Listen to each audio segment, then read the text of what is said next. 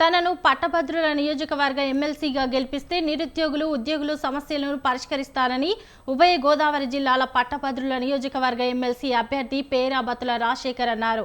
సమస్యలను ప్రభుత్వం దృష్టికి తీసుకెళ్లి శాసన మండలిలో నిరుద్యోగుల వాణిని వినిపిస్తానని చెప్పారు. కాకినాడ రూరల్ నియోజకవర్గంలో ఎమ్మెల్సీ ఎన్నికల నిమిత్తం అవగాహన కార్యక్రమం ఏర్పాటు చేశారు. రూరల్ ఎమ్మెల్యే పంతం నానాజీ ఆధ్వర్యంలో జరిగిన ఈ సమావేశానికి అభ్యర్థి పేరా బత్తుల రాజశేఖర్ హాజరై మాట్లాడారు. ఎమ్మెల్సీ కోడ్ ముగియగానే మెగా డిఎస్సి ద్వారా ఉపాధ్యాయ పోస్టులు భర్తీకి కూటమి ప్రభుత్వం ప్రణాళిక రూపొందించింది అన్నారు.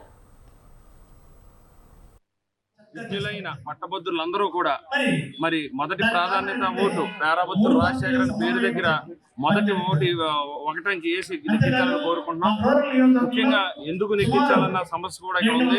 ఆ రోజు మరి 2024 జనరల్ ఎలక్షన్ లో జగన్ పోవాలని మరి ప్రజలందరూ విద్యులైన పట్టభద్రులు ఉపాధ్యాయ ఉద్యోగ సంఘాలందరూ కూడా ఆ రోజు ఈ కూటమి ప్రభుత్వాన్ని బలపరచడం జరిగింది.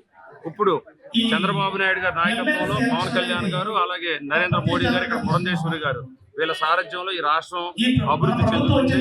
ఈ రాష్ట్రంలో గత 7 నెలల నుంచి మనం చూసుకున్నట్లయితే లక్షలాది కోట్ల పెట్టుబడులు రావడం, అదేవిధంగా నిరుద్యోగులకి ఉపాధి అవకాశాలు కల్పించడం జరుగుతుంది.